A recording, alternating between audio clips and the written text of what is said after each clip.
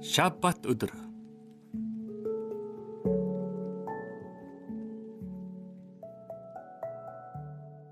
Та бүхэн сайн байцгаана уу? Амьдрал нь амар амгалангаар дүүрэн байв уу? Та бүхэнтэй дахин уулзж байгаадаа баяртай байна. Би 1-р хичээлээс 9-р хичээл хүртэл та бүхэнд янз бүрийн арга барилаар сайн мэдээг тайлбарлахыг хичээлээ. Сайн мэдээ гэдэг нь Есүс бидний бүх нүглийг уучлсан тухай мэдээ юм. Энэ бол үнэхээр баяртай, аз жаргал, итгэл найдвар хайрлсан мэдээ. Өнөөдрийг хүртэл судалсан бүх зүйлс таныг дахин төрөлт ба Бурхан руу эргэх хүсэл рүү чиглүүлсэн байгаасай гэж би найдаж байна. Тэгвэл өнөөдрийн 10 дугаар хичээлээс эхлэн сайн мэдээг ойлгож, шин туршлага олсон хүмүүсийн заавал мэдэх ёстой гайхамшигтай Библийн үннүүдийг нэг нэгээр нь авч үзэх болно. Эхнийх нь амралтын өдрийн тухай юм. Амралтын өдөр гэдэг нь үгийн утгаараа амрах өдөр гэсэн үг юм. Яагаад бид амралтын өдрийг заавал сахих ёстой вэ? Тэр өдөр нь ямар утга учиртай өдөр вэ? Энэ талаар хамтдаа судалцгаая. Эхлээд би та нарт нэг асуулт тавья. Та бүхэн өдөрт 24 цаг байдаг гэж мэднэ. Тийм үү? Учир нь дэлхий өөрөө тэнхлэгээ нэг бүтэн эрхэхэд ойролцоогоор 24 цаг шаарддаг. Тэгвэл нэг жил гэж юу вэ? Жил гэдэг нь дэлхий нарыг нэг удаа тойрох хугацаа юм. Тэгвэл сар гэж юу вэ? Сар гэдэг нь сар дэлхийг нэг тойрох хугацаа юм. Ийм маягаар өдөр, сар, жил гэх мэт бүх цаг хугацаа нь дэлхий ба сарны хөдөлгөөнөөс хамааран тогтоогдсон байдаг. Тэгвэл та нар 7 хоног хэрхэн бий болсныг мэдэх үү? Яаж 7 хоног гарч ирсэн бэ? Сонирхолтой нь 7 хоногийн систем нь Тэнгэрийн аливаа нэг биетийн хөдөлгөөнтэй огт холбоогүй. Тэгвэл яагаад бид заавал 7 хоногийг 7 хоногоор тогтоосон бэ? 7 хоногийг 5 хоногоор тоолоход илүү амар байх байсан биш үү? Тэгвэл 7 хоногийн систем хаанаас эхэлж, юунаас үүссэн бэ? Британийн нэгэн сударт ийм нэгэн тайлбар байдаг. 7 хоног нь нар сарны хуанлын 1 жилд, эсвэл 1 жилийн тодорхой хэсэгт 7 хоног нь тохирч багтдаггүй тул Мосегийн бичээсийг үгүйсгдэг хүмүүс түүний үүслийг тодорхой тайлбарлахад бэрхшээлтэй байдаг юм. Энэ нь юу гэсэн үг вэ гэхээр Библиэс өөр их сурвалжаас яагаад бид 7 хоногийг 7 хоногоор тоолдог талаар ямар ч тайлбар олж чадахгүй гэсэн үг юм. 7 хоногийг 7 хоногоор тоолох их сурвалж нь зөвхөн Библиэд л байдаг. Гайхалтай биш гэж үү? Тэгвэл 7 хоногийн систем анх хэрхэн бий болсон бэ? 7 дахь өдөр болоход Бурхан өөрийн хийж бүтээсэн ажлаа дуусгаж, хийж бүтээсэн ажил нь дууссан учраас 7 дахь өдөртөө тэрээр амарчээ. Эхлэл 2:2. Эхлэл номын 2 дугаар бүлэгт Бурхан ертөнцийг анх бүтээсэн тухай өгүүлдэг. Тэр үед Бурхан 6 өдөр бүхнийг бүтээж 7 дахь өдөрт амарсан гэж тэмдэглэсэн. Энэ нь хүний 7 хоногийн системийг ашиглах цорын ганц үндэслэл юм. Тэгвэл яагаад Бурхан 7 дахь өдөр амарсан бэ? 6 өдөр маш хэцүүгээр үгээр ертөнцийг бүтээсэн учраас маш их ядарсан юм болов? Тиймээс 7 дахь өдөртөө амарсан юм болов? Үгүй ээ. Бурхан бол ядардаггүй оршихуй.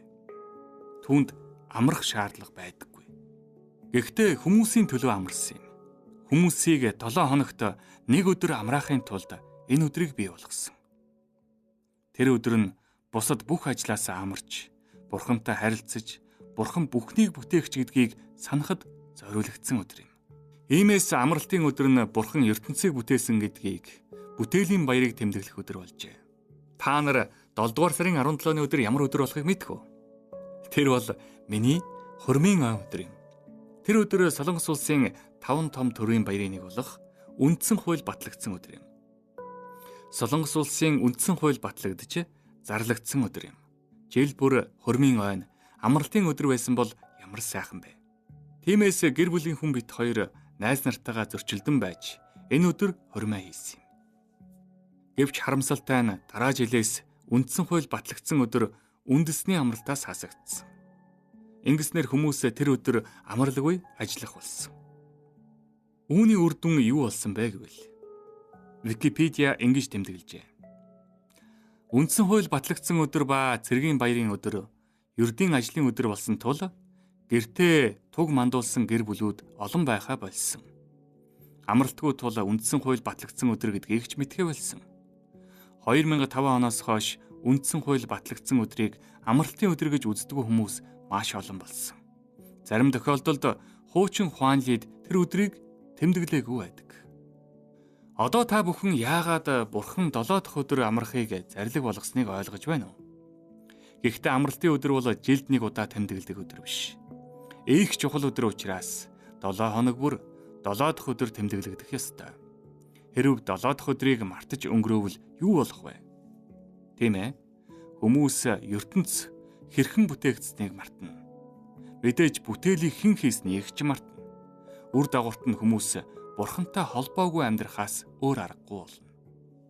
Иймээс Библийн сургаалд Бурхан 7 хоног бүр 7 дахь өдөр амралтын өдрийг сахихын ач холбогдлыг тодотгож байгааг харж болно. Адам, Ева хоёр нүгэл хийж Эден цэцэрлэгээс явсныхаа дараа 7 дахь өдөр болох амралтын өдрийг сахисан болов уу? Мэдээж тийм. 7 дахь өдөр ирэх бүрд тэд амарч тэр өдрийг тэмдэглэж байсан. Гэвч хүн ам ихсгэн хэрээр амлалтыг умартан Бурханаас холдох хүмүүс нэмэгдсэн. Иймээс Бурхан Мосегээр дамжуулан 10 хууль өгөхдөө 10 хуйлд дахин нэг удаа 7 дахь өдөр бол амралтын өдөр гэж бичсэн. Та нар 10 хууль хүний бичсэн зүйл биш гэдгийг мэдэх үү? Бурхан өөрийн гараар 10 хуулийг чулуун дээр бичиж өгсөн. Тэр 10 командын дундаас хамгийн их анхаарал, хамгийн дэлгэрэнгүй гэж бичсэн нь 4-р буюу амралтын өдрийн команд юм. Амралтын өдрийг ариунаар сахихын тулд санах тун. 6 өдөр чи хөдөлмөрлөж бүх ажлаа хий. Харин 7 дахь өдөр бол чиний Бурхан эзний амралт тул чи болон чиний хүү, чиний охин, чиний зарц, шивгчин, чиний мал, танад байгаа зочин ямар ч ажил хийж болохгүй. Учир нь эзэн Тэнгэр, газар, далай болон тэдгээрийн дотор байгч бүгдийг 6 өдөр бүтээж 7 дахь өдөрт амарсан. Тиймээс эзэн амралтын өдрийг өрөөн тэр өдрийг ариун болгосон юм. Гэтэл 28-аас 11. Бурхан тодорхой хэлсэн. Амралтын өдрийг санаж ариунаар сахих тун. Мөн учрыг ч тайлбарлсан. Учир нь эзэн Тэнгэр, газар, далай болон тэдгээрийн дотор байгч бүгдийг 6 өдөр бүтээж 7 дахь өдөрт амарсан. Тиймээс эзэн амралтын өдрийг өрөөн тэр өдрийг ариун болгосон юм. 7 хоногийн 6 өдөр та бүхэн хүснээ хий, баяр хөөртэй амьдр. Гэвч 7 дахь өдөр бол би бүх дэлхийг бүтээснийг тэмдэглэх өдөр юм.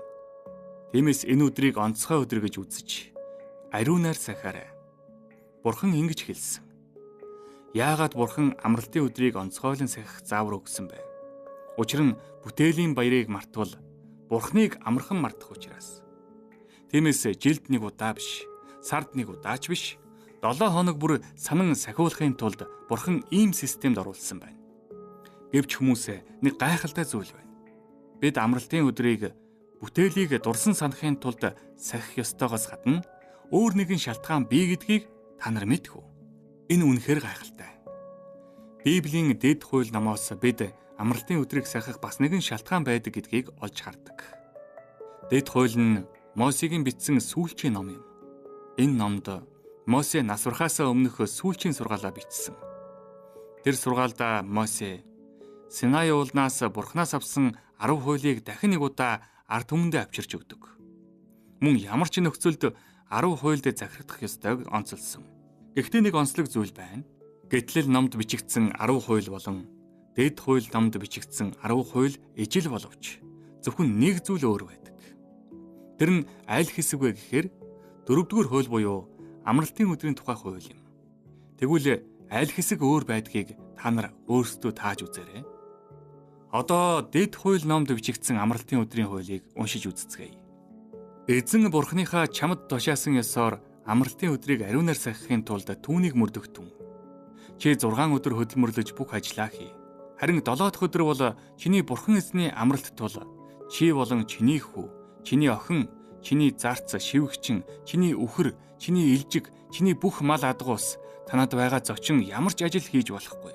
Чи зарц шивгчнээ мөн өөрийнхөө адил амраа. Чи Египтийн нутагт боол байснаа болон эзэн бурхан чинь хүчит гар сунгасан мутраараа чамайг тэндээс гаргаж авчирсныг сана.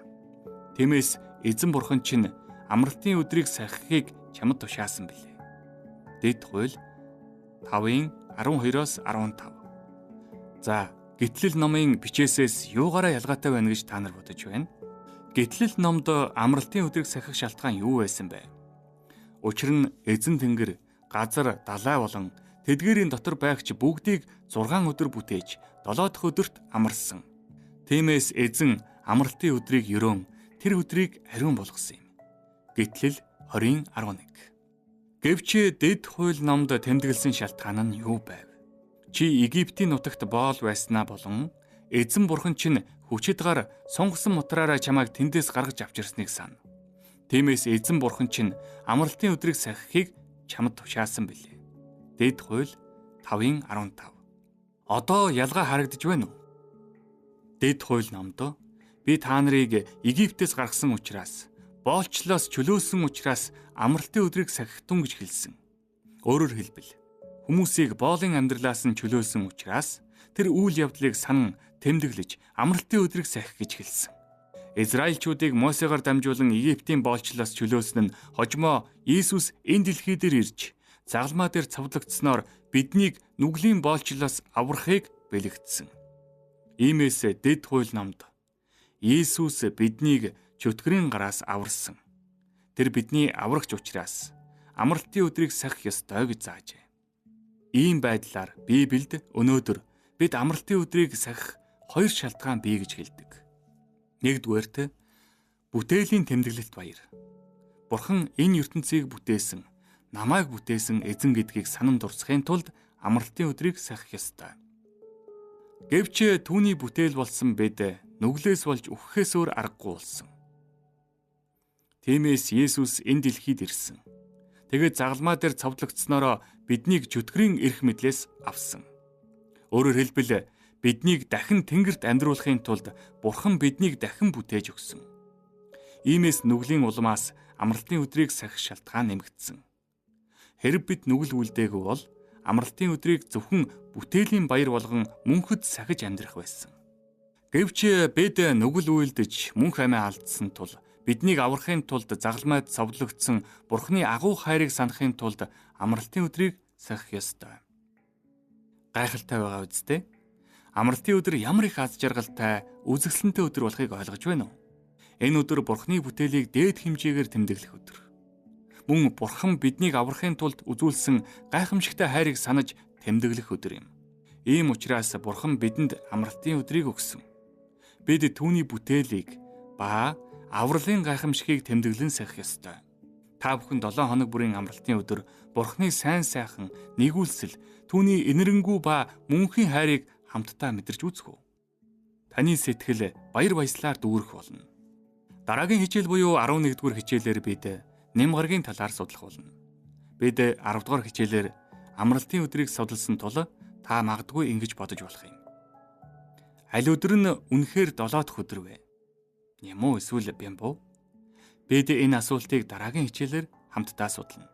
Тэр болтол та бүхэн Бурханы хайр, нэгүүлсэл, сайн сайхан хийгээд агуу байдлыг эргцүүлэн бодож байгаарай. Таны зүрх сэтгэл Бурханы баяр баясгалаар дүүрэн байг.